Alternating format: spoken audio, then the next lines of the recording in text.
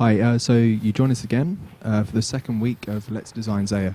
This week, Alfred will be running you through the environments and how we build them. And what he's going to be doing is building a modular wall kit. Now, what that means is it's a wall kit which is segregated into small one-tile areas, which we then construct. So I'll just pass you over to Alfred, and he's going to explain how he's going to go about doing that.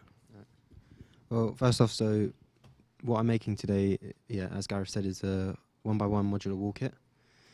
It's kind of like Lego. A modular wall kit is something that you make different objects and they snap to each other to make lots of different modular wall kits. It's basically just snapping stuff together so they all fit nicely. I'm going to be making a wall kit for the blast mining area. Yeah, for the blast mining area. Sorry, just get mic'd up. And it's going to be. Do you want to take this? John, do you want to take this? Yeah. It's going to be based off of Lord of the Rings, sort of spiky black, kind of gruesome-looking walls. So yeah, let's get designing anyway. Okay. So what I've got here is a standard wall kit. This is straight from. It's all right, Chris is just watching us. Okay. It's fine. Chris is just interrupting the stream. Yeah. Clear off. This is straight from Jagged, so it's a standard wall kit, and I'm going to be editing over it. What I have here, let me show you this. These are squares that are used in Jagged. They represent 1x1 tiles. Every 1x1 tile is essentially is a 1x1. So basically, you use this to make your modular wall kit to make sure everything snaps to it, so that nothing looks ugly and kind of pretty much. Okay, so let's start designing. So what I'm doing now is kind of adding segments and edges to the wall, so I can start building the foundations to it. What we're doing today is we're just designing Zeah again. So Alfred's just to explain, I'm not butting in. No, we're going to be answering the chat questions as well today, which is essentially why I'm here more than anything. It's just to make sure that we can actually interact with you guys and possibly adjust the designs as we go along and see how things go. This is due to feedback from last week's stream where people felt the chat wasn't really playing a big part in the stream. So we're going to try and include you guys a bit more. So what Alfred's designing here at the moment, if you just want to tell them? So what I'm designing here is the wall kit for the blast mining area in Zeah. So it's based off of Lord of the Rings, Black Gate. It's going to be spiky.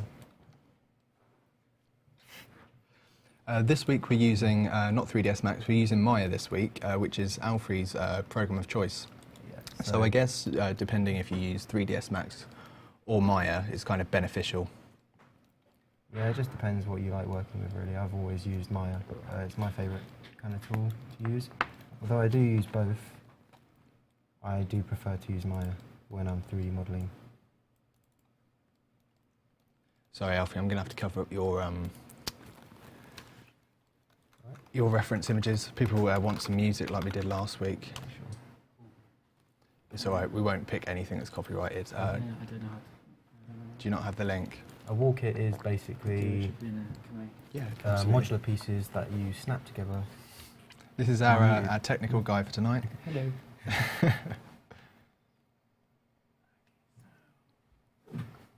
Keep going, I'll get you some music. Wall kit is not a program I'm using. I'm using Maya, 3ds, no, not 3ds, Autodesk Maya. And a wall kit is basically a set of walls that you can snap together and make some cool stuff out of it. In 3ds Max, sorry, I need to start again. I'm doing what you do now. In RuneScape, when we build levels, everything has to be made out of these bits of wall kit. So say if you've got a straight wall, that will be made out of these one tile sections. I suppose if you highlight the ground section which you made, which represents the tiles, So all of the bits of wall kit will have to fit into one of these one squares. We then construct it. We'll have straight bits of wall for the corners. We'll have large bits of wall also sort of constructed out of multiple different parts, which we can actually chop up in the editor and then port it into the engine. Yeah. So there's lots of different ways we can construct wall kits. At some point we'll be showing you the map editor to show you how we build these, but tonight we're just going to be showing you from scratch how we build a piece of wall kit. This is actually the main gate for House Lovniken, which is the mining house on Zeah. So it's going to look very sort of industrial and very intimidating and almost gothic in a way, isn't it? Yeah, definitely. It's going to have lots of spikes on the top of it. It's quite dangerous. It's going to have a dark colour scheme to it.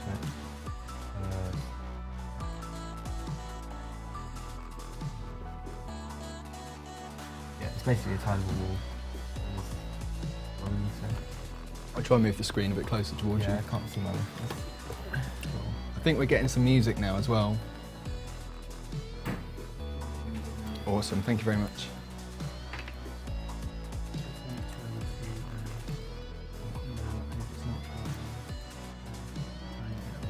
Awesome, thanks a lot, man.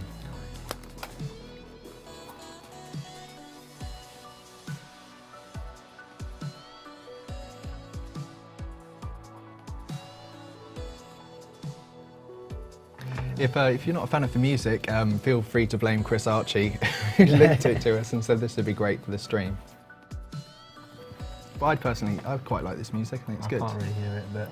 It's great, trust me. I trust you. Cool, so what are you building on the wall there, Alfred? These are just segments that kind of build the base foundation of it. Yeah, that doesn't look good. This is kind of like an oval section. It will be, obviously, I'm trying to make some kind of colour, because what we do is we have to plan about the colour scheme and how dark edges and light edges will work within the wall kit. So obviously here, it's going to be a lot darker than over here. And I just think that's a pretty cool thing to do whilst you're modelling. You've got to think about that sort of stuff.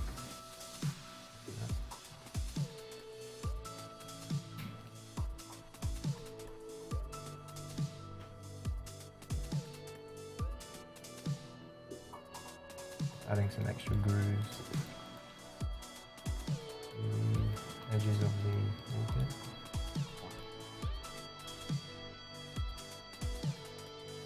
I hope people can't hear me drinking my tea. It won't be very nice, will it? Mouth sounds. A lot of different sounds that happen during these streams.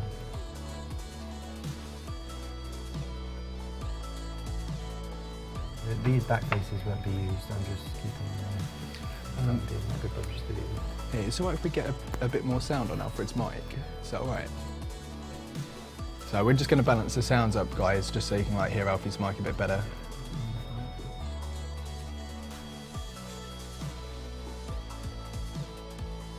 I suppose we could post links for the music. It's free music. I don't see why not. Can we send messages in the chat? I think we can, can't we? Okay, fair enough. Okay, that's fine. Unfortunately, I can't master the most rudimentary technical things, so we'll be leaving the music till next week, unfortunately. It's called The Best of Blackmail, if you just search that one. Yeah, yeah, search for The Best of Blackmail on YouTube.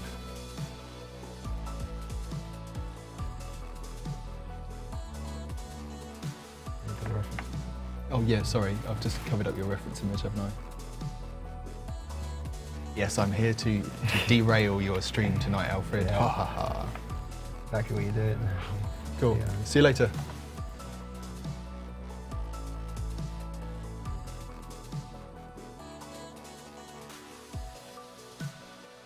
I'm glad you didn't hear me drink. That wouldn't be good, would it?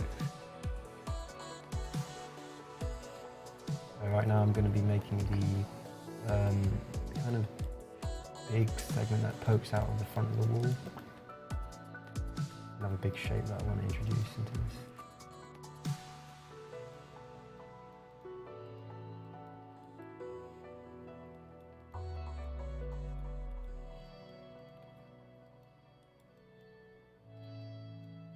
Well, if you just want to tell them what tools you're selecting as well, that might be helpful. So what I'm doing now is selecting vertices and snapping them to other vertices that I may not need.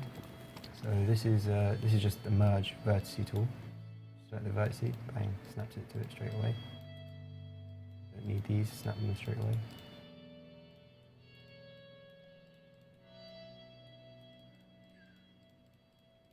Cool. People in chat are saying it looks good already. It's always a good sign. Yeah. Needs more grey. Yeah, it does need more grey, doesn't it? I think we'll do a colour pass over it probably in the last half an hour of the stream. Yeah, definitely. Gonna have a browny black kind of colour probably. We don't know, we can see what we can do. Someone's asking, how long have we both been doing design work? Yourself? Well, I've been doing 3D since college, so I'm going to say 6 years. Yeah, 6 years pretty much, consistently doing 3D. What about you? Me, a very long time now. I'd have to count back. Right, so let me think. So I've been an artist at Old School Runescape for a year now. I did QA for a year and a half, and then before that, 3 years. So I think, yeah, probably about 5.5 years, so roughly the same amount of time.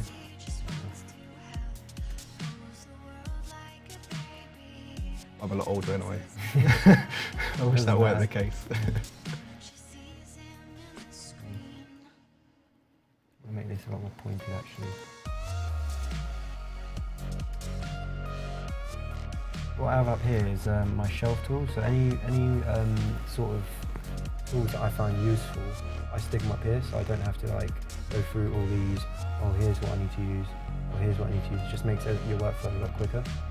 So I just stick everything up here. You can do that by using the shelf editor and control shift clicking certain tools that you want to be added to your shelf.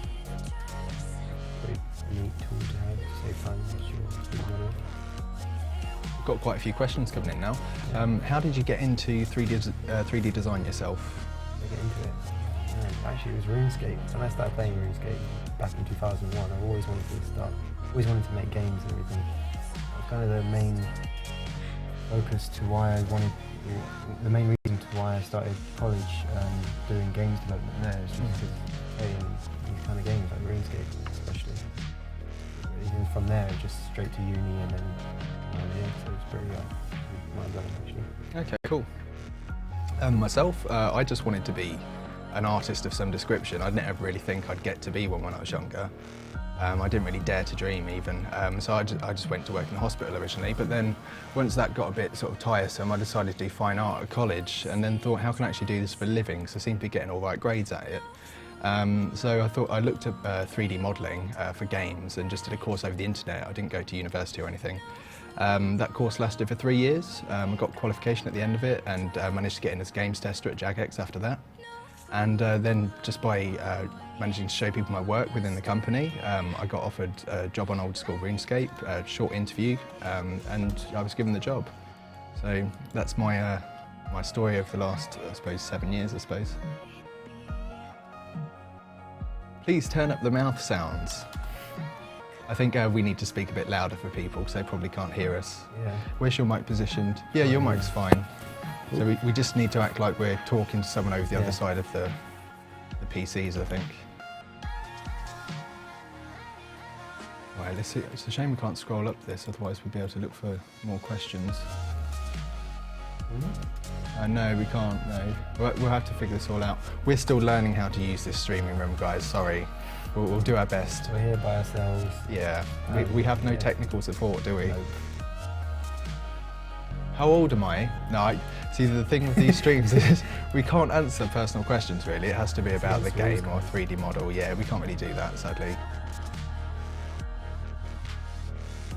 Oh, when will you be able to play? You'll be able to play this in January. We're aiming for January the 7th at the moment, the release date for Zeah. So, wow, there's a big amount of work to be done for this. So yeah, it's kind of like there's a truck approaching us like head on, isn't it? It's just like, work! So yeah, it'll be interesting. See how it goes. Especially with these kind of streams, we can show you where we're at. It's fun for you guys to see as well before it's out. Yeah, absolutely. I think it's kind of, because often people don't really understand the work that goes into these things, so we're trying to kind of like bridge that gap between you know, our time restraints and the work that we can do and the community's perception of the work that we put out in the end. Yeah. So a lot of the time someone will say like build an NPC, you've got a few hours, and like on any other game you get given like a week sometimes, don't you? Yeah. So, and fair enough, we don't use textures or that, but we do have to just work really fast, and we don't get time for polish or anything like that, do we? On the things we produce, they just have to be made and then they get shipped straight away. So yeah, only polish really gets done in our own time. So I suppose it's a big learning process for us, because often we'll create things and just have to accept the fact they need to be shipped whether we like them or not, and then just move on to the next thing.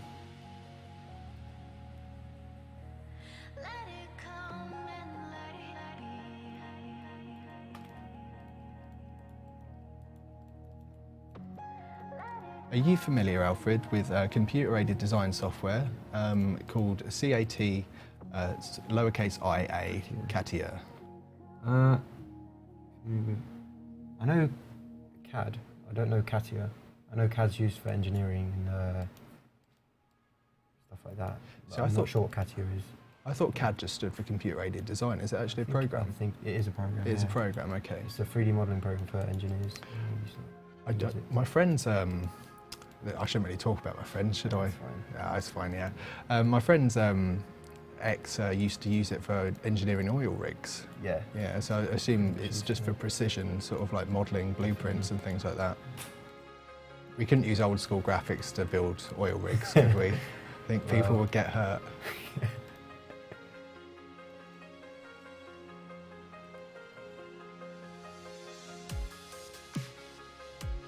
Cool, so keep your questions coming in, guys. Alfred will be able to sort of chat and instruct you on what he's doing, but a lot of the art that we create is very visual, so you can pretty much just watch the screen. So try and interact with us. We're here to answer all your graphic-related questions.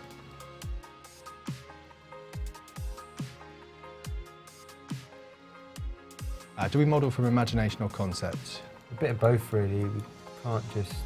We don't have any like really quick. We're not concept artists like officially, but so what I tend to do anyway is I go online and I get a few references of concepts or just real life pictures, put them in a mood board, and then I use that, to be honest. So I don't really. It is a bit of mind and it is a bit of photo as well. It's just a bit of both. Cool. Me personally, I tend to look at reference images and I'll try and just sweep for as many different styles as I can, and then just pick certain elements that I like from those and try and mix them together. Often there's sort of like established designs already out there, so it's really, really difficult to find something that's unique, and there always will be someone that kind of catches you out and says, this looks like this, and you'll go, no, surely not. Yeah. It can't look like something, then you look it up and you're just like, oh. Everything's been done before. Absolutely. 15. What's your favourite looking area in Old School? I don't really have one. You don't Quite have bad, it? isn't it? That is atrocious. It is, isn't Try it? harder, Alfred. At least say the Abyssal Sire there. Come Oh on. yeah, that's really nice. Yeah, definitely. thank you. God dear. Wait, there is one there. No, I don't know. I'll think of something and I'll get back to you into my head a bit. That's fine. He's Yeah, I can't focusing on think. work, guys. Thoughts on RS HD project? I saw that on Reddit. That looks really cool. It did look really nice. I'd say if someone managed to make it so you could just use it as like an add-on, Yeah. then that'd be great, to be honest. I don't think it's something that we could ever do. We just don't have the time to, not with just us two. That'd be crazy. Because we're not programmers. That involves a lot of programming. Yeah. If it was to work. And we also have to sort of rely on the fact that we're working for a market of people that actually just want to play the game in its current state.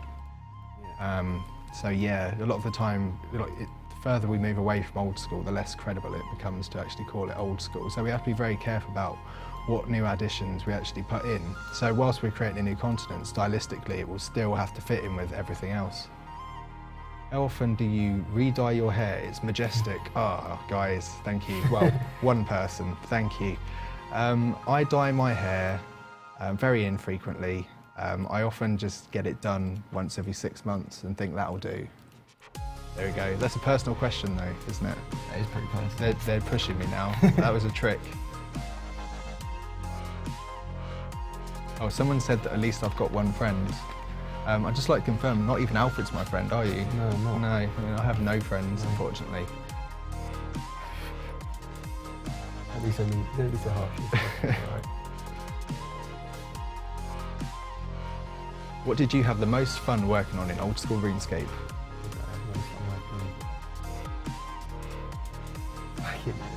Oh, yeah, probably. Careful with that there, Alfred. Yeah. That's one, don't do any more. Yeah, probably Corporal Beast. I think that was pretty fun. It was my first like big project, and yeah, it was just good learning. It was like my first big learning progress, and it was pretty fun to work on that.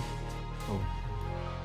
I think my favourite one was the Abyssal Sire. I hate saying it, just every time it's going to be Abyssal Sire, No, isn't but it? it was groundbreaking too. Yeah, I think Abyssal Sire, just because it pushed everything that everyone said couldn't be done to its limits, and we really did just make some surprising graphics that took people in the company and people in the community by storm, really. So I think that project was definitely the most rewarding for me.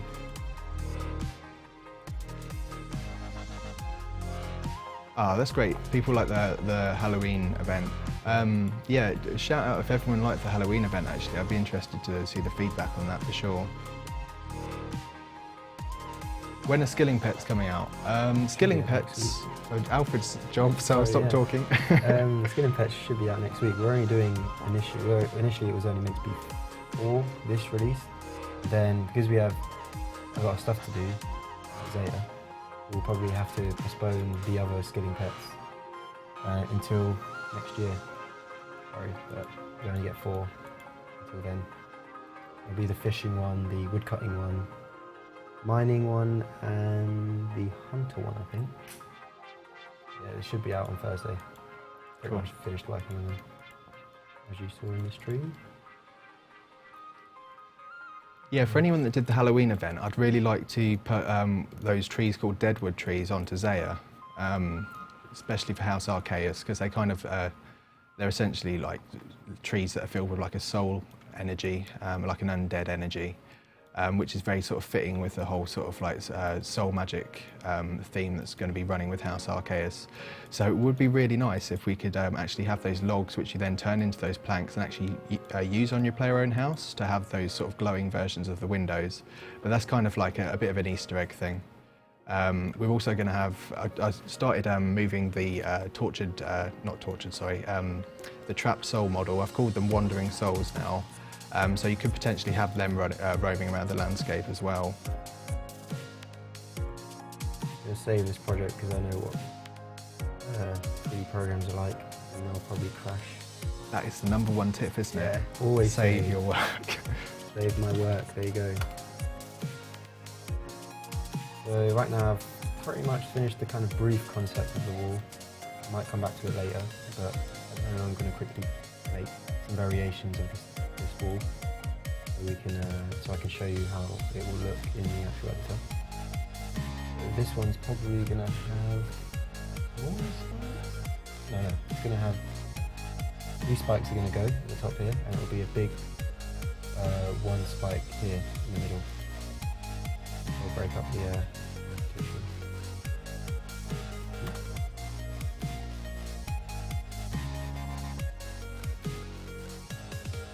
Right, someone asked a question and it was interesting. Oh, that's it. Do any of us have a decision in what the areas of Zeah look like? So as far as the visuals go, Alfred's just making them now. So this will go into game. There might be like a slight editing process after the stream, perhaps. But we do have full like creative freedom to make things look how we want. As far as the layout goes, ModMatt K's actually drawn a map. We just gave him some grid squares to just draw on top of, and he basically like planned out where he wanted various areas, because he's going to be heading up the design for Zeah. We're essentially, I suppose, we're the art directors for Zeah, aren't we? But you went there. yeah, I went there. Oh, don't say that. Nah, that's fine. No, it is. But it is essentially we are directing the way that everything looks and where everything's placed. And, that's the level design, pretty much. Yeah, that is it. But we will have the freedom to kind of move things around and stuff. So say if we get what we call bottlenecks, where there might be areas where you just have too many players converging on one tile, or things that just don't seem to look visually striking in the way that they're laid out in Matt's map currently, we can shuffle things around to make things look more aesthetically pleasing or more functional. But Matt's definitely sort of like laid out the specifics of this house is here, this house is here, this area is here, and so on and so forth. What is a day in the life of being designer at Jagged HQ? It's work, you do work, you go back home. Now I'm getting it, it's fun. You know, there's all these artists around you and you can get feedback from them when you're working on specific projects. Everyone's really friendly. You learn a lot as well because we're using a new editor, like no one's ever used this before. We're probably the only people in the world that know how to use this editor, the Jagged editor anyway. Yeah, there might be some people here that, Yeah, because anyone that's been working here since 2007, I'm sure they know how to use it. But it's fun learning a new like kind of engine editor that no one's ever used before. A lot of game companies do that anyway, they have their own kind of... Yeah, absolutely. Right, so let's try and catch up with the questions. Zeah will be released, the release date we've got at the moment penned is the 7th of January. The best piece of content that we have to design for Zeah, we've not actually really started designing much yet, have we? We're having to do all the admin work for it, so making sure that all of the different assets we design are costed. So by costed I mean how many polygons we're allowed to use for each of them, what size they're going to be, and what they're going to be thematically with reference images. And we put this all into like a data system so that people can refer to what we're supposed to be doing, and if someone else comes on to do the work, then we can basically just show them straight out a fully fleshed out sort of design of what we expect things to look like. So once we get past that process, which should be by the end of this week, next week we're really going to start like hitting the design quite heavy. Yes, data. Funny that, because it was Matt's idea, the data warehouse thing, wasn't it? Yeah. Okay, any other questions? Sorry if I missed your questions, by the way, but often when we sort of stick on a question and answer it, the question just vanishes off the screen.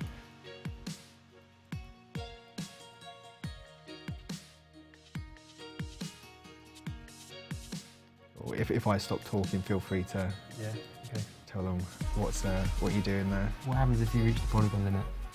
This has happened quite a few times with weapons and stuff. Because not with my model. No, my old model was. I didn't know what the polygon limit was back then, but you know, it's just a case of getting it back into the editor and taking off those extra polygons. Yeah, your character goes invisible if you hit the polygon limit. Or can't really hit the polygon limit on wall kits and stuff. It's just way too high.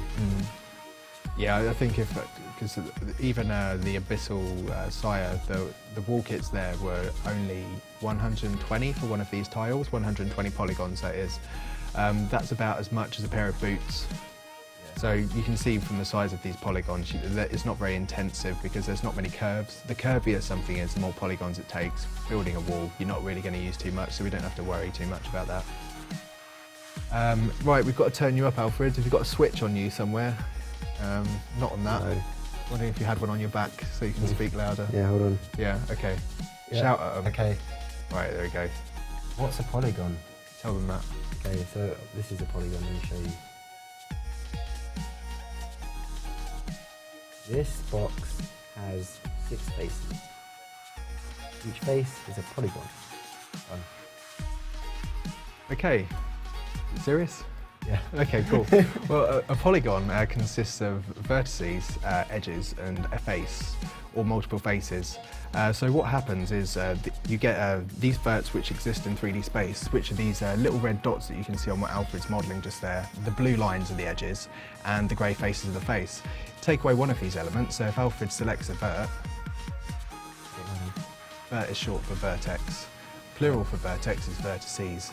So if Alfred selects one of these verts and then hits delete on the keyboard, did it do anything? Yeah, there we go. What's happened to polygons? So the edges collapse and the face just turns into a big mess. If Alfred selects an edge on the model, then again, you get a problem with the face on the polygon because there's too many verts making it up, and we tend to work with what we call quads or tris, which are quadrilateral polygons. That's with 4 edges, or triangular polygons, which is 3 edges. As soon as we go outside of that, You never want to go outside of that. don't ever do it. You get problems. So if you delete the face on one of those there, Alfred, Hold on. It's going to be a bit obvious, but do we need to delete the face? Let's do it let's anyway, do it, yeah. there you go. So you can see the polygon vanishes entirely. How does someone gain experience to hope to work at Jagex as a designer? What type of schooling do I need? Okay, so you want to be. It depends what you want to be. What kind of designer do you want to be? You want to be a game designer where you write quests. You want to be a level designer where you put models onto a level and design the lighting and everything like that. It depends what type of designer you want to be. You really need to specialise in that kind of area and prove it in your portfolio or your interviews if you ever get one. Cool. You can keep on working if you want. I'll read the questions out to you. What are they designing? So if you just want to run them through what you're designing. So we're obviously designing Zeah, but at the moment I'm designing the wall kit for the blast mining area, which will be in Lovercane. A wall kit is basically a bunch of walls which all snap together nicely, like here. You can see, let me just put it down. If I just snap it here, see it snaps nicely, and there you go, there's wall kits there. That's 2 wall kits, 2 variations of wall kits. Make it. Cool. Someone's accusing you of having polygons there that don't have 4 edges. Yeah, I'm just it's just quick. I'm not cleaning it as I'm going. That's absolutely fine, to be honest. I will clean it after I'm done, like with the initial silhouette of it. Essentially, all models we make have to be broken down into triangles at one stage. So even if you made something like an octagon, it would be broken down into triangles, but we have to be careful with that because we can predict where those triangle edges are going to be with a square. If you're working with polygons with higher values than 4 edges, then it's harder to predict. That's why people always say, always model with quads or tris. I've just finished my university degree for game design. Managed to pull a first class. That's good, isn't it? Got a first. Good. Well done, mate. I'm specialised for level design, quest design, UI design. However, it seems near impossible to get a job. Any advice? I got into the industry by going in through QA. I'd say it's definitely a good way to get a foot in the door, and then you've got people from all areas of the industry that you can speak to. You can speak to them in the coffee room, or you can approach them at their desk if you speak to your line manager, presumably. I suppose it depends on the company on that one, but I think most companies are quite open to allowing people to develop their skills from a position like QA, or even working in a player support, or if you wanted to work, where else I would say, like in an administrative role.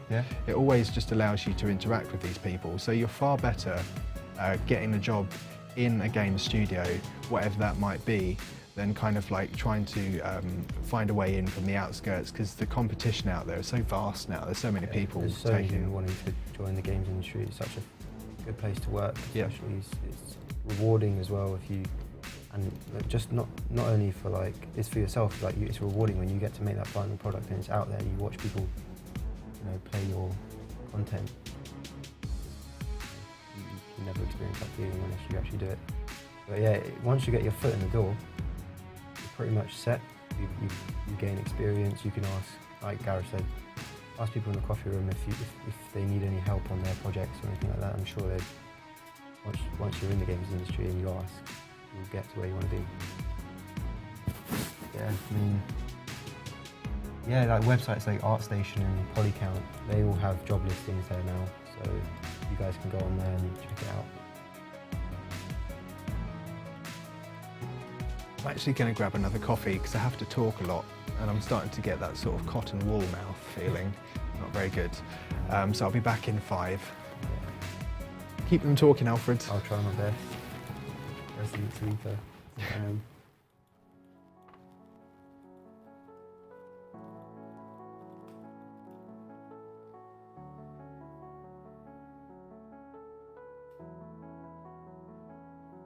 Did you guys know about RuneScape? Yeah, so I play RuneScape since 2001, and it's the main reason why I applied for the job here at Jagex for Old School Artist.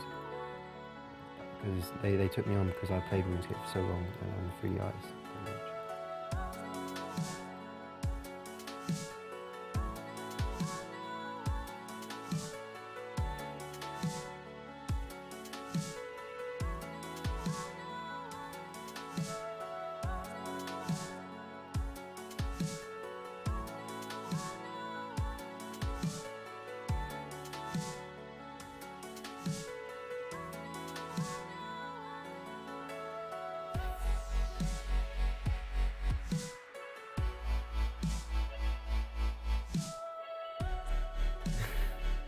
Are you going off a drawing?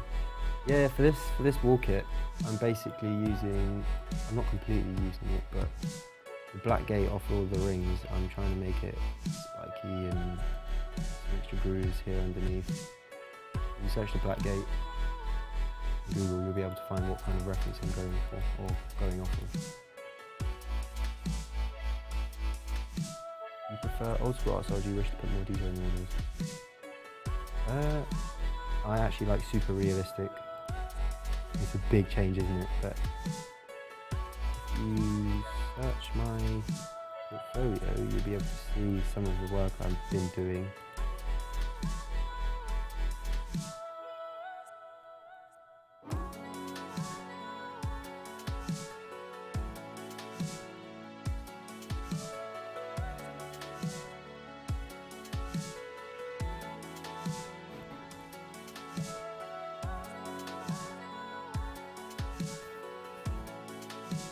Do you have any other games that inspire you with your graphic design? There's a load of games that actually inspire me. I really like all the AAA kind of super realistic looking games. Those really inspire me. So.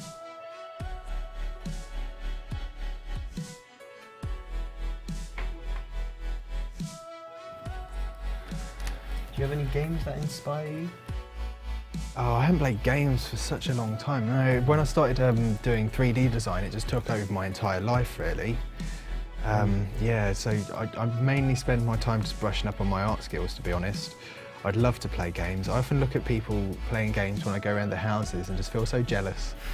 But when I did used to play games, I always used to play the Silent Hill games and Resident Evil games, not the more recent ones, the old ones that were much more to my preference, definitely. They were less action-packed and more puzzle-related and a bit more intimidating at times and scary. So yeah, survival horror games probably, and I loved the Devil May Cry games as well when I was younger. I absolutely loved those games. I like Silent Hill, well, not the new one, the one that was cancelled recently. PT, Silent Hill PT. I love those type of games. It's just, imagine that on the VR if you played it.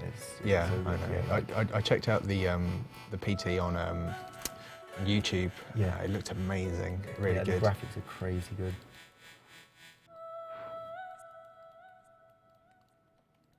Yeah, Devil May Cry was awesome. I only really played the first one, but I think I went into years ago now where they had like Virgin Record Store, was it?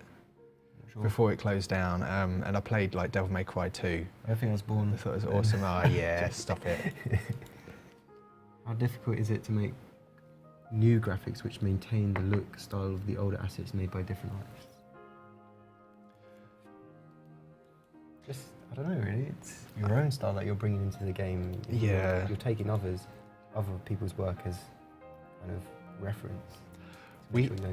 We have found some assets, haven't we, in the archive that look fantastic, Yeah, and it just looks definitely. like some really, really accomplished artists have just come along, picked up the tools straight away and just made them. But these aren't the easiest tools to work with, they're honestly not. Often you find yourself very frustrated because they'll just break on you in the middle of production. Yeah. So with Old School Runescape, you'll often find that there's been so many different styles of artists that come along. That it's definitely like a massive mixture, like a giant collaboration of all these different sort of art styles, I suppose you could call them. So you can go to one area and it will look vastly different from another. That is very much the case over Old School in general. So I think as an artist, when you come to Old School, you do have to keep things consistent, and it always will be. For example, like we'll always use low poly counts on models, we'll always use polygon phase colouring to make the colours on things. We'll always use single tile modular pieces for creating maps. So we're always going to have these limitations, so everything will always look stylistically like Old School. But to the degree that you want to make it look detailed or polished in a certain way, I think that's really dependent on the artist and their skills and how fast they can work with the tools they've got and the time restraints that are put on them by the designing team at that time. Yeah, it's really about time, isn't it? Like, if you've got time to polish, it will look good. Yeah. What did I do last Christmas party? I think they're winding me up, aren't they? I didn't even go to last Christmas party. I wasn't even there either. I'm in my final year at uni studying computer science. Can you get into the games industry with that, or is... I'm not gonna lie, I think computer science is one of the best courses to take if you want to get into the games industry. Game companies are always looking for programmers, especially gameplay programmers nowadays, because so many companies want to make really quick prototypes of games, and if you're able to kind of program that quickly and efficiently, they want you straight away, trust me. It's a lot easier, I'm not going to say it's a lot easier, but there are a lot more jobs for programmers than there are for artists at the moment, I think, in my personal opinion. I'd say the art department in this company is definitely a lot smaller than the different roles even, let alone a single department for all the sort of programmers we've got here. Because we've got programmers that develop tools, we've got programmers that develop the engine, programmers that develop content. Some of our programmers like to do design as well. We've also got programmers in IT to a degree, haven't we, that set up the networks and things like that. So yeah, computer science is a really solid degree to take if you want to get into the industry in some capacity. Cool, so we're looking to probably colour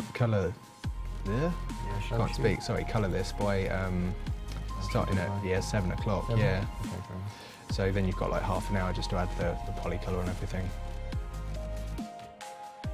What does Chris do? Chris is our video journalist, isn't he? So basically he just gets all of the stuff that we make out to the public and keeps them all informed about what we're doing that week. It's actually quite a time-consuming job that Chris has, because he has to like get all of our footage, correspond with us to make sure things are ready for him, and develop videos based around it. And I think he makes some really good videos based on the tools we've got. I mean, we haven't got anything that allows him to move dynamically through the game with a camera. He's always got to do like point of view camera from what's in game. And he'll often come over and ask us for like the odd bit of text here and there, but basically most things you see in the video are all done by Chris. Why is he putting so much detail in it? Wouldn't you just make one end a middle panel and then copy and paste the wall instead of making every wall? No, you've got to have variations, I think. So, Alfred, how many variations are you making? I'm just making 3, so... Yeah, so 3 variations. It's quite a long piece of wall, so if you just had the same bit of wall tiled over and over again... boring and rubbish, really, wouldn't it? Yeah, it would get a bit repetitive, so it's nice to have a few variations. Yeah, I'm going to have to talk about the Abyssal Sire if we carry on down this route again.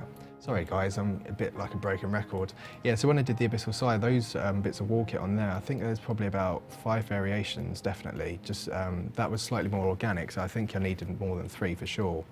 But yeah, it really does help to have variation in there just to break up things for the eye, because it can just get very repetitive and boring. Is that crackling we do there? I'm not sure. Got a rat in the building. Why don't you use 3ds Max? I prefer Maya, and I've always been using Maya. It's just my program of choice, really. I'd like to get into using Maya. A few of the guys have tried it out upstairs and said it's a lot easier than 3ds Max. A lot more intuitive, I think, is what they said, not so much easier.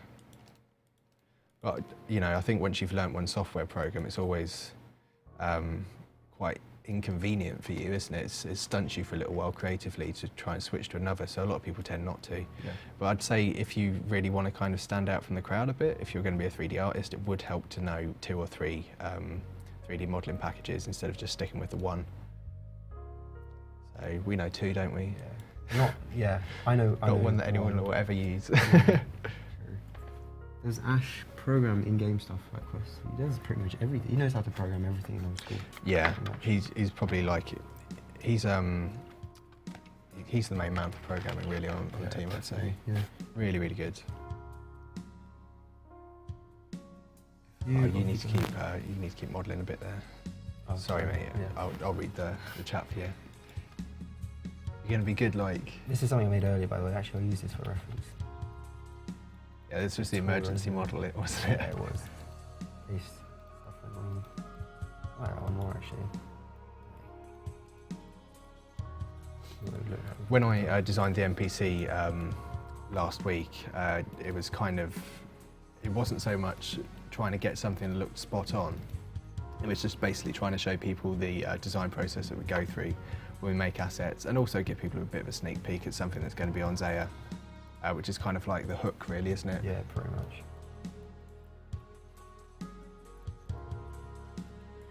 Someone says it seems super easy. I personally say it is easy, actually. It's more sort of how fast you can make things. Like, it's not really how difficult the design is. There's lots of other pressures that get put on you in the industry. Like, for example, the Halloween event, I had to like write the design document for it, and then you have to talk to all the members on your team, make sure people are kind of on the same page, and you've got to do all the admin work that goes with it as well. And you know, there is so much that we take on. We're not just 3D modelers, really. I mean, you did the boss mechanics with Ronan for the Hellhound, for example, didn't you? Yeah. No, I didn't do the mechanics. I did the art for it. Yeah.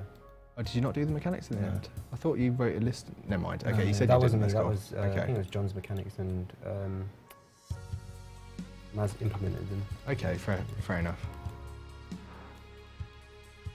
And also, as well as that, I originally like designed all the mechanics and the layout for the Abyssal Sire and everything, but then you pass it over to like Ash and Kieran, and they just took it and ran with it and just put this whole new layer on top of it with the balancing, and they introduced a new boss stage in the middle, and the whole time you've got to talk to people and just kind of make sure you're all on the same page. And it's a very, very sort of fast-paced and sometimes very sort of pressuring process to produce content for Old School. So to say like, this is our job, this is probably the main part of it, but definitely not by any means the only part of it. Yeah. There's so much more that we do than just environment art. We make characters, we do animation, and then stuff like behind the scenes stuff like I don't know, graphics for certain things like advertisement, and just concepts even sometimes. The whole list goes on. Like, we do so much. It's not just environments and characters. Sure. A lot more to it. Yeah, the Halloween event this year was exceptional, I think, and it was really good. When I handed that over to Ash to start implementing things, we were kind of like doing our work at the same time, so he was receiving graphics at the same time that he was programming everything, then he was writing bits of dialogue, and then I'd read the dialogue and sort of just see if there are any slight adjustments that could be made. So yeah, it's this constant like design process where things are almost being designed and adjusted whilst they're being made. So there's kind of like three very important stages of design, programming and graphics all going on all at once. Even, I suppose you could say, like lore and narrative is another important design stage, although that fall into design. But And no, we do that sometimes as well. Yeah, sure. Actually, we play a big role in that, I think. You wrote the chat dialogue for the Keeper of Keys, didn't yeah, you? the Keeper of Keys. And that was kind of a spoiler sort of thing for Zeah. Yeah. You mentioned House Arceus and that, didn't you? Definitely. Working with Ash, you can always rely on everything working. That's the main thing. Like, as soon as you send stuff to him, it's just beautifully implemented, always implemented on time. And if you ever get stuck, you always know that he's going to have an answer to put you back on the right track, really. So yeah, he's a sound guy, to be honest. Sorry, I had to do that. What's the best thing about working on RuneScape?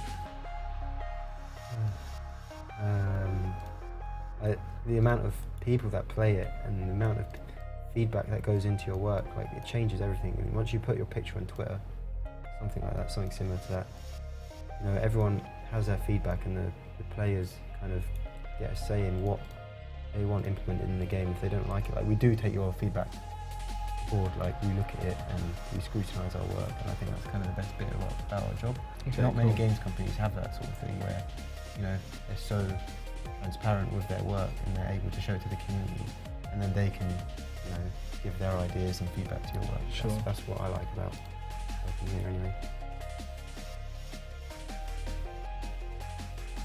I think Ronan's hair's fine as it is. It's a fine head of hair, that. I think there's lots of people out there would love to have a head of hair like Ronan, yeah. don't you?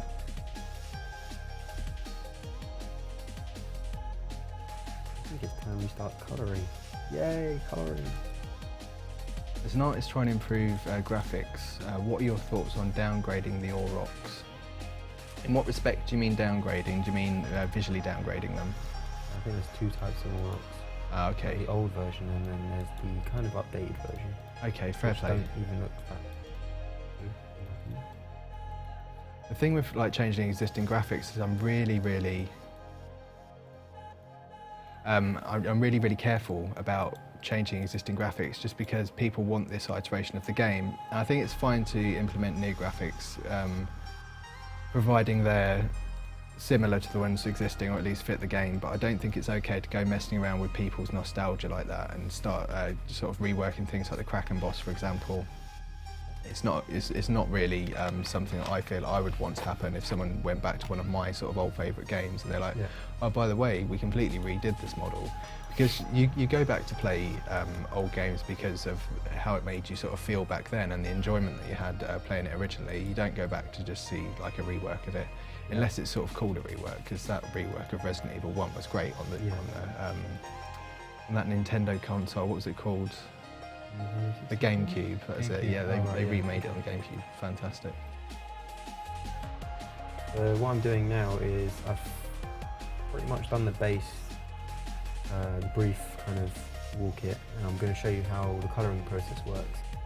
What I need to do is put it into 3ds Max first, because we need to export it and put it into Jagged, and this is one way that we kind of do that. So you can see here, actually I might have to attach. You have to do this, attach boxes to them so they can export. Sometimes if I get stuck, I'll, technical problems again, I'll export a block from Jagged into this, then I'll attach it to these models and then try exporting it. So we can try that next. Yeah, because of the sort of like lighting dynamics and the sort of surface properties on the polygon, sorry if that's a bit too technical for some people, we basically have to create new objects and attach the things we've just made to them before we can export them to this software, which is a bit sort of temperamental at times. It's not crashed before though, has it? No, it hasn't. What Never crashes, so give it that. Did you turn off roll? Yeah. Roll. Do you like roll on? That drives me crazy. I don't like it. So if you go to No preferences roll. and then select no roll.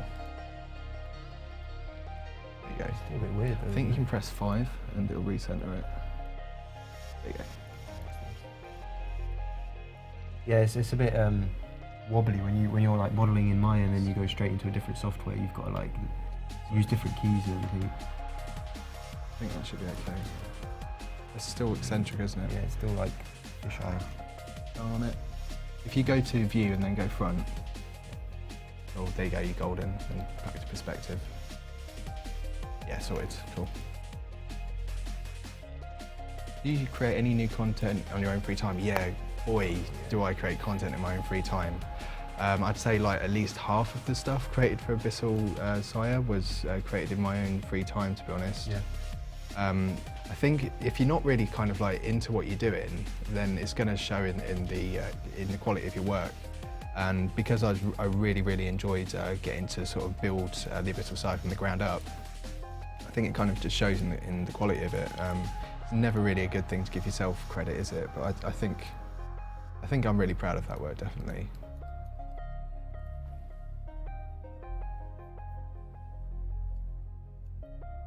For out of work stuff, I mean, I do quite a bit at home.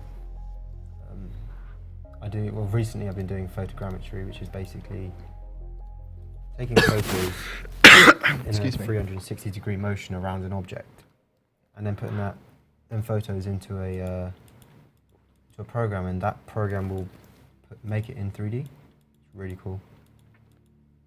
You then have to polish the model afterwards, don't you? You've got to clean it. It's not that simple. But he says as if he knows what he's talking about. Now, Alfred really is the one that does all the technical stuff like that. I've not tried it myself. Really good. Try it. Easy. Just make sure it matches up.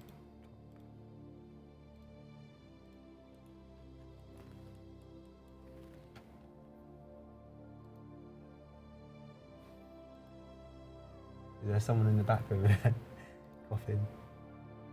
Someone in the back coughing? I heard someone coughing. Oh, do you think it's delayed or something? I just had to cough. The tea tried to kill me. It's apple tea, which Alfred refuses to try. Right, so they say they want you to make it a greyish colour. Oh yeah, no, I'm not going to make it this colour. Okay, yeah. So we have some reference. Me and Gareth decided on It's on the other screen there, isn't it? we decided on a colour gradient scheme.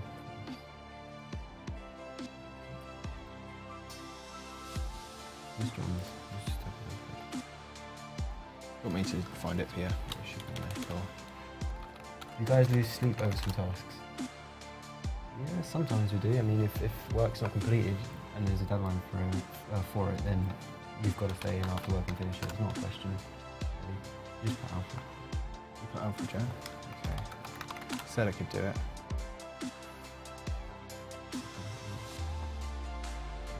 Okay, we'll just do a... Yeah, it was basically black at Black the top, and- orange at the bottom. That's it. There we go. Yeah. Another jet black. I love how someone's attempted to spell your name there. Oh, they deleted the message. Never mind. It was Golovariov. That sounds a bit more exotic, don't it? Yeah. So You sound like a spy. if you guys want to see my work, you can just type in my name. Apparently people know my surname, so Oh, do they? Okay. he just said it. No, he spelled it wrong, definitely. He said Golovariov. You sound like a Bond villain. I actually like that saying. I'll keep it.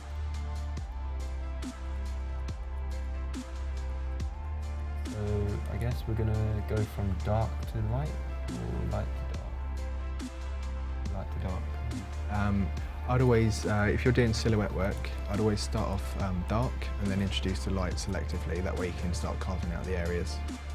I'd also turn off garage shading on that as well, just to make it look a lot more sort of aggressive and sharp. There we go. So right now we've got a black colour, which is the base colour, which will be obviously the darkest colour. We're going to make this slight orange. We'll move it up.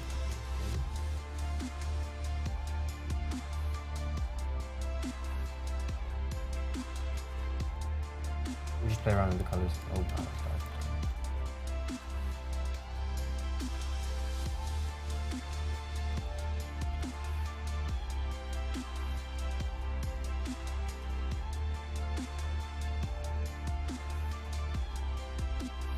I hate the fact we have to click those tiny little numbers. Yeah, It takes forever. Okay, that's a bit more like it, innit? we'll see how it looks. Put the base colours in. Change it a little maybe. What we're doing here is just ramping up the colours to make them a bit more brighter while still sticking to the same kind of swatch colour wheel. I actually really like that. Reminds me of ice cream. Oh, ice cream's unique. No, it's like mint, isn't it? Mint and chocolate. So I was thinking Neapolitan, Oh yeah. if the chocolate had run. Now that looks really cool. It kind of looks kind of like dark at the bottom, kind of like soil, then you've got rust climbing up from all the moisture in the soil, then you've got the more sort of base metal. That looks really good as a base metal colour. Yeah.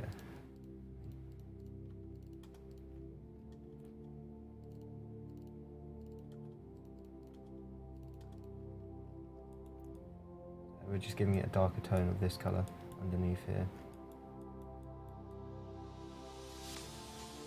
What are they doing? Yeah, we're making... Oh, he's got my surname right.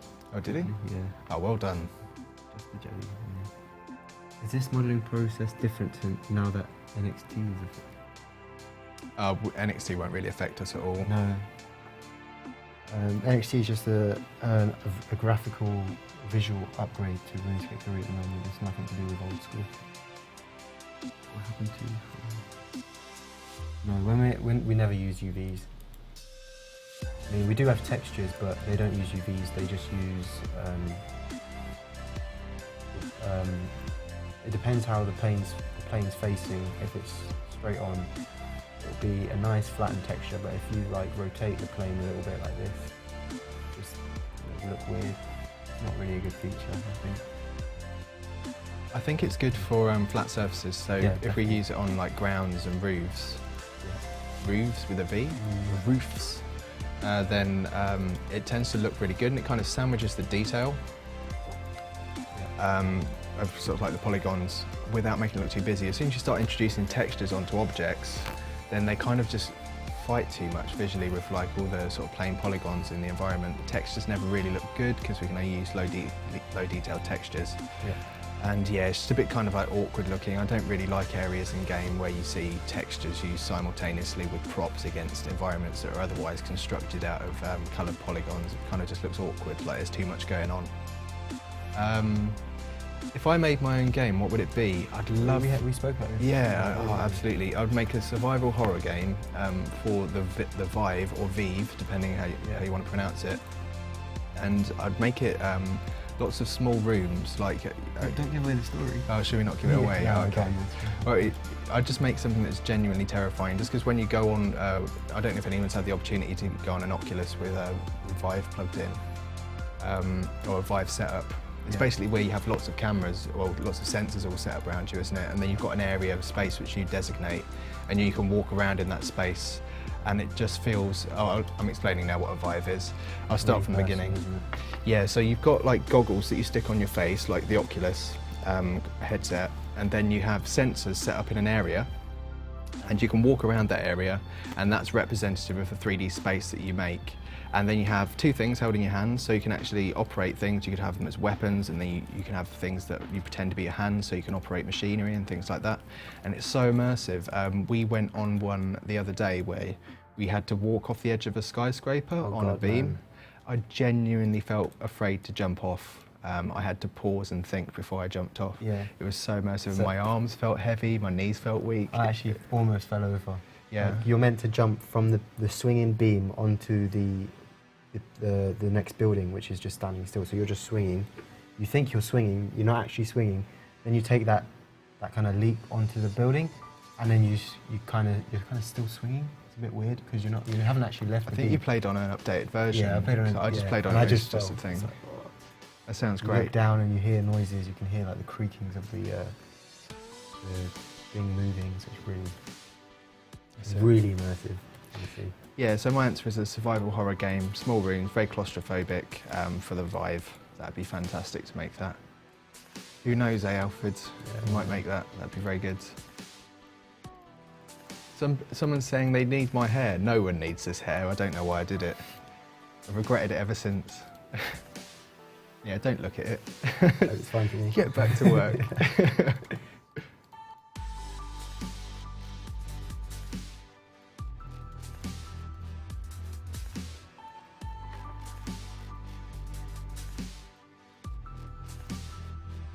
People are reciting Eminem lyrics.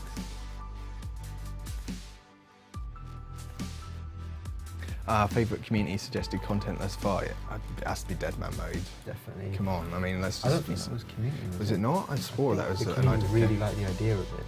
Okay, I thought that was... We just decided to implement it. Really? It could have been I swear the community came up with that. It'd be risky to say they... Yeah, I know. Well, I'm sure they definitely had a big part in it. Yeah. They're definitely on board with it, so just that one, absolutely. Yeah. Are you guys playing Deadman? Like, what level are you? At the moment, I'm level like 26, but I've got quite high skills at the moment. I'm wondering what you guys are doing to make money, and what your skills are that you're training. Yeah, Matt came up with it. Really? Yeah. Oh boy. Fair enough, damn. Don't kill me, Matt. I'm the one that said the players came up with it. He won't mind, he'll be fine. He's the voice of the player. He is. He's the guy with his finger on the pulse.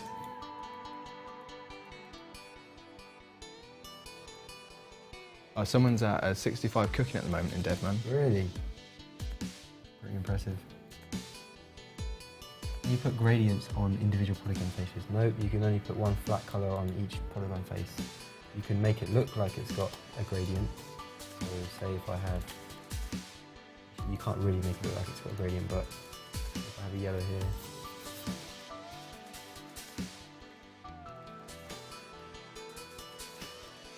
that's the gradient. That's what we got.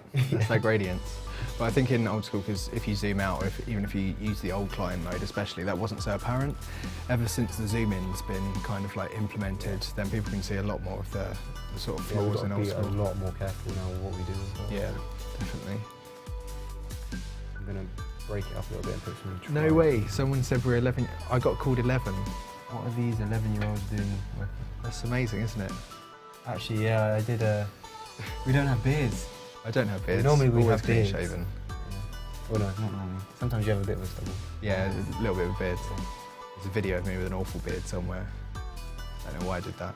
Anyway, enough about our age and hair. Let's talk graphics. Yeah. So what are you doing now, Alfred? Okay, so at the moment, I kind of put in the block colours of what I want it to look like, and now I'm going to put in some sort of radiance and fall off as well, make it look like it's actually blending in. And to do this, I'm going to be adding tries in my quads. Yes, tries in my quads. Kind of blend it in together. Harsh contrast. You mean subtle contrast? Subtle contrast, Subtle not contrast. harsh. Oh, this is the annoying thing we always have to do. If you see, to adjust the direction of the way those tries are facing, we often have to delete polygons and reinsert them. Then we have to invert them, which Alfred needs to do now. You can see there's one missing. So he needs to invert the direction that's facing so we can see it. And then when it comes to render ordering, which I covered render ordering last week, you might cover it this week, I suppose. Probably There's not much rendering ordering with walls. There's going to need to be. Unless you Forget have I like, said that. like bricks on them and stuff, then you definitely need like some sort of rendering done. People want to talk about us, Alfred. You just know the YouTube comments when this goes up is going to be full of how conceited we are if we sit here and talk about ourselves. So I'm really sorry we can't. We've just got to keep it on point and do what the stream's called and design Zeah. Yeah.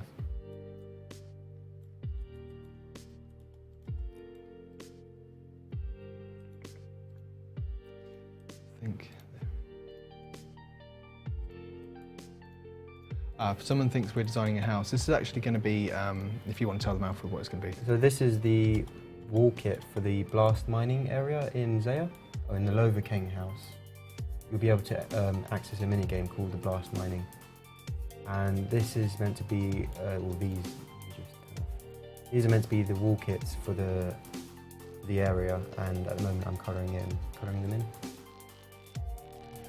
Apparently this stream doesn't say Let's Design Zeah, it says Dead Man. Apparently so. Never mind. Good. Well, it's called Let's all pretend Yeah. that doesn't say Dead Man, and it's called Let's Design Zeah. And when you watch it on YouTube, in fact we can edit this part out, because that's the beauty of posting things on YouTube. We'll edit this part out and no one will ever know, apart from you guys that turned up live. It's a good thing about watching these live, you can see all the mistakes. Blowing my nose and almost getting chocolate cake all over my face was the one last week. That was a disaster.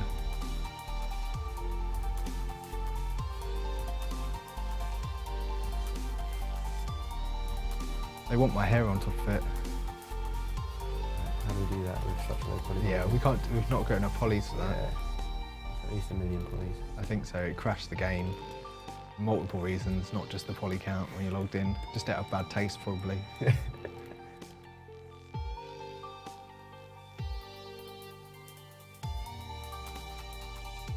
Why is that moving, guys?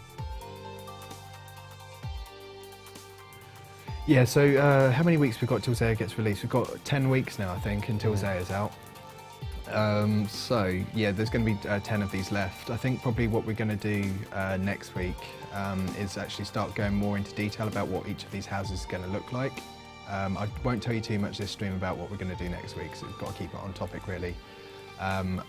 But yeah, you're going to be getting to see a portion from each house for the first 5 weeks of that, and then we'll be revisiting those houses again, and you'll be able to see them in a much more developed phase. And it'll be exciting by the time we get to around week 7 or 8, because everything will really start taking on shape then. We can show you everything like in the map, and how everything will look, the general art style for each house, because we're planning on doing a different kind of, not aesthetic, but a major design kind of thing for each house.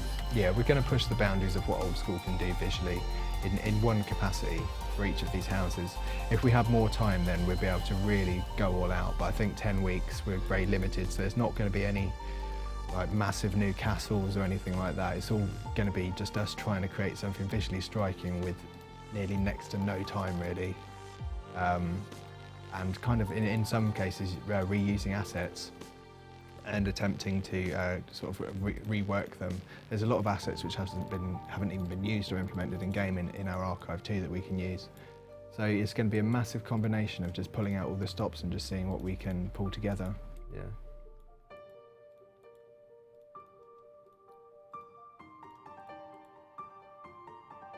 Oh, Newcastle's Green, I very think. good. Yeah. Did Kieran ask us to put that in? Probably, yeah. How big is Zeah compared to other areas? I don't know yet. It's meant to be 50% of Yeah, the that's original continent? That's what was said originally at Yeah. RuneFest 2014. Oh, right, That okay. it's going to expand the map by 50%. I don't know if it will. I think once all the phases have been released, it'll probably expand the map by about 30 to 40%. Just because there's no point in just saying let's expand it by some arbitrary figure. We actually want the content to be good quality and not just fill up space for the sake of it. Yeah. Someone said I've got more gains than you. I'm wearing a really loose t-shirt today. And plus I'm not next to the camera, as you can see. I'm sorry if I can't answer everyone's question.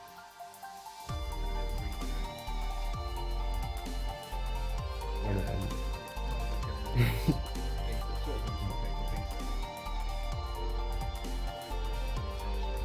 might also miss something. It's a fantastic question.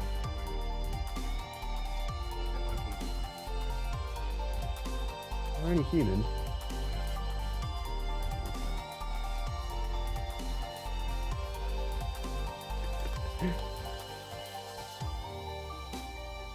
Apparently my mic's muted. Are you trolling me? Yeah, probably. Can anyone hear me, please? They're lying. They are lying, aren't they?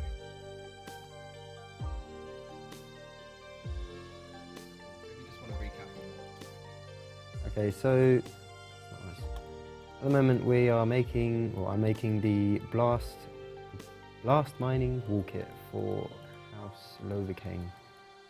The blast mining is a mini game, and to enter this mini game you need to go through this big metal giant rusty gate. This gate's based on the black gate with all the rings. So I'm making a modular kit out of it. So you can see here, so I separate these.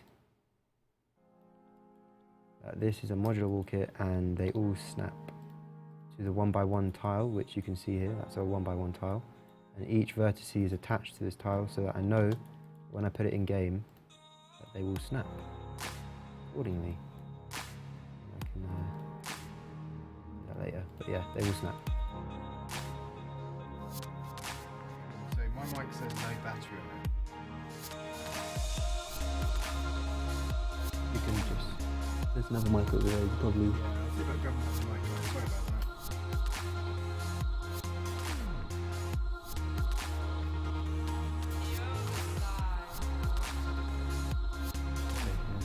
How can I play Deadman mode? If you go on the original client, the normal one, there will be some worlds called Deadman worlds. You just hover over them. I believe they're world 345, world 360, world 321, probably a few others. Because earlier we only released 3, and they all got filled up pretty quick. So we decided to put some more worlds in, and a few worlds for you guys to join and kill people. Alfred, what happened to Instinct? Oh wow, you remember that far back. So what happened to Instinct? So basically, all the art was done for it.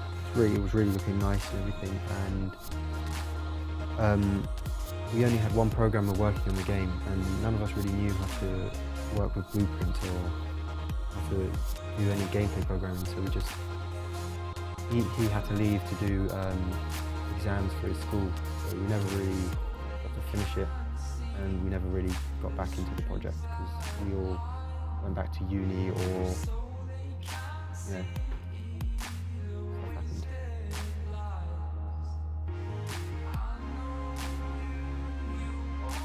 Talk loud, it's hard to hear over music. All right, 40 seasons in 1 hour. That's pretty good, man. What I'm doing at the moment in Deadman is doing my wood cutting and my fletching, so that Ronan, who's trading magic, can alch my longbows. So we've got a team thing going on there. You have a monkey mix.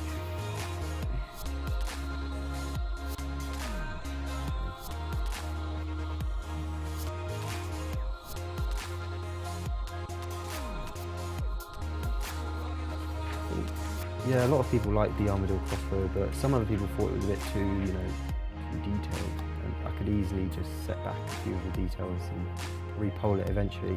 At the moment, we don't have time. We're just doing Zeah, trying to get as much done as possible. I'm sure like these community driven kind of feedback will eventually make it in game. What skills am I protecting? Fletching, wood cutting, HP, prayer, strength. Cheers. Right, can everyone hear me now? There is a way to file a bug report. By the way, can you hear Gareth? Hello, can everyone hear me? Probably good. What date is it due to come out? You've got to answer. I went to all that effort of getting it. Yeah, there we go. Good. Yes, sir. Thank you. Ah, that's wow, all look those at that. yeses. Jesus. Thanks a lot, dude.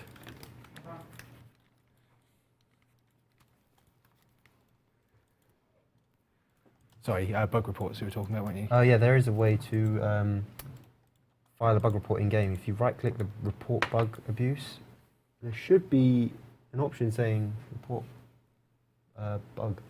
You can write down what the actual bug is, and John or Kieran will look into it for you. Did I? I said I was protecting 3 combat skills. Probably okay. Yeah, HP and strength. I need to do HP and range because I'm fletching. Sorry. RuneScape talk. It's Graphics talk now. How are you going to wrap this up tonight then, Alfred? What's the end point? The end point is probably just finishing off this wall kit Okay, sure. because there's not much else to do other than giving the same colour scheme to this wall over here. Pretty much done. Hopefully next week or the week after that, I'm not sure, we'll be able to show you how these things actually go into game, how this modular system works.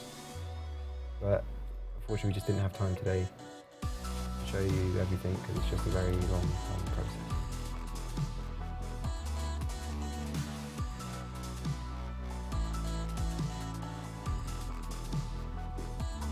Apparently the end point should be you logging into RuneScape. Should I? I don't know, it's up to you. It's an art stream, guys. Oh, let's turn Keep it the that music way. down.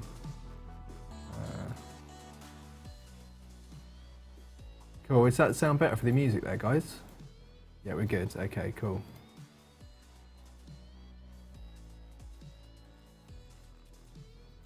Is Zeah going to look scary, cozy, or what? Zeah's going to look like a mixture of things, definitely. It has to be, because there's 5 houses and each one has to have its own distinct identity, so it's got to be a small culture in each one of these houses.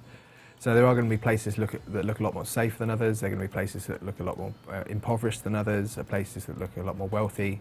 Just any parallel you can draw, really. We're going to try and fit it in there somewhere, just because we've got a massive community and there's going to be lots of different tastes, and there's so many different styles all the way throughout Old School currently, that if we're going to build a whole new continent, it needs to be reflective of that in itself.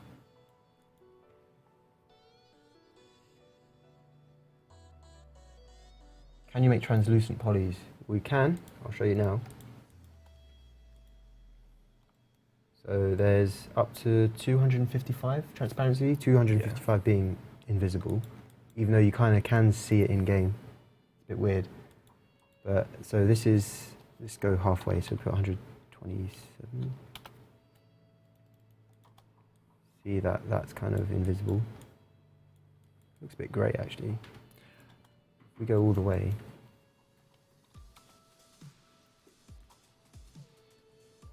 I just don't think you can see through it, so maybe we don't have... It depends. I think if you go to 255, then Yeah. that makes it just like solid, but maybe if you go to 254...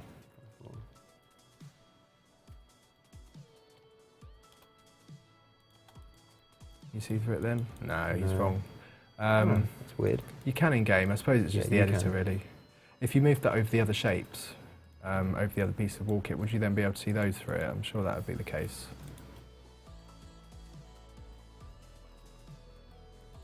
Is that render order of 1, 2...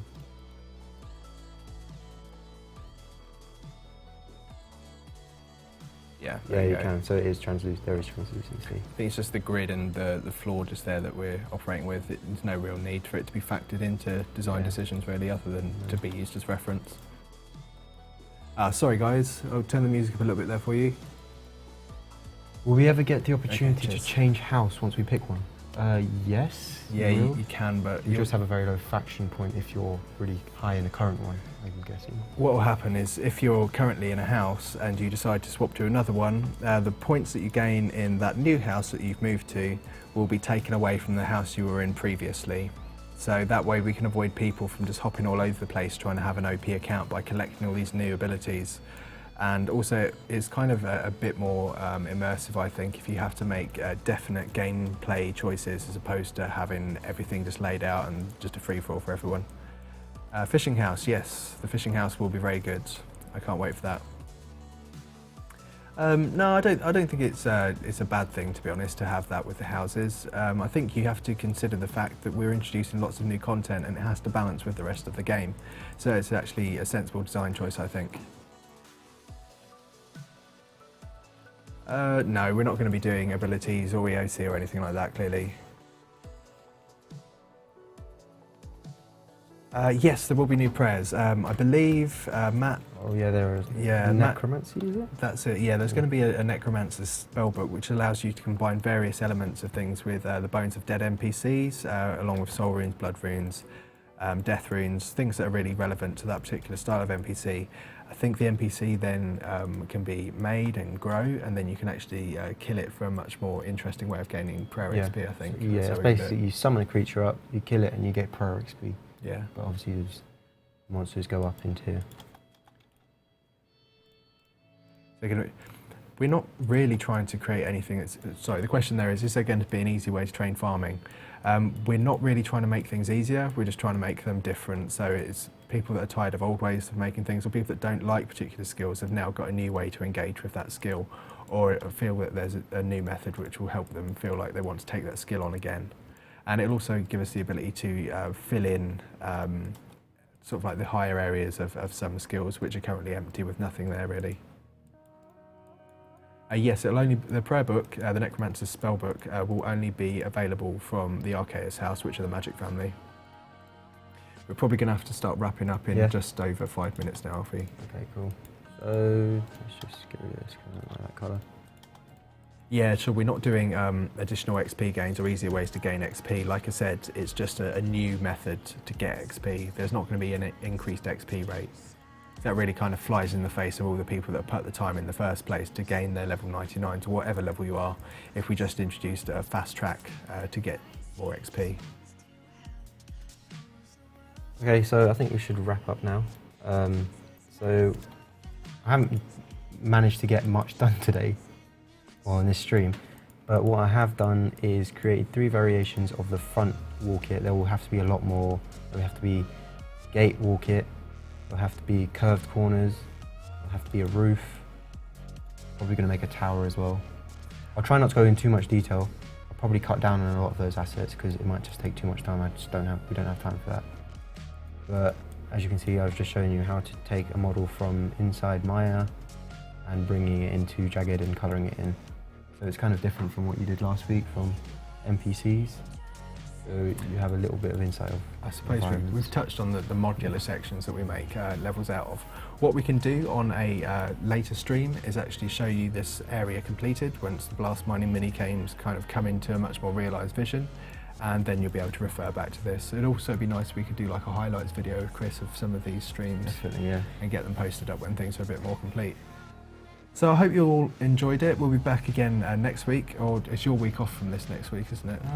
Yeah, but I'll still come on. I don't You mind. can read the chat. Yeah, Yeah, let's that's cool. take in turns to read chat. Yeah, that'll be easier then. It'll be fun. There we go, constantly revising our strategy. Yeah. Okay, Make it cool. better. So we'll both be back next week, where you'll be able to see some of House Archaeus, the magic house. And yes, we've got our image that is going to become synonymous with this stream right at the end, just to tell you we're finished. I think I'm being clever by doing this. This is my sense of humour. See you all later.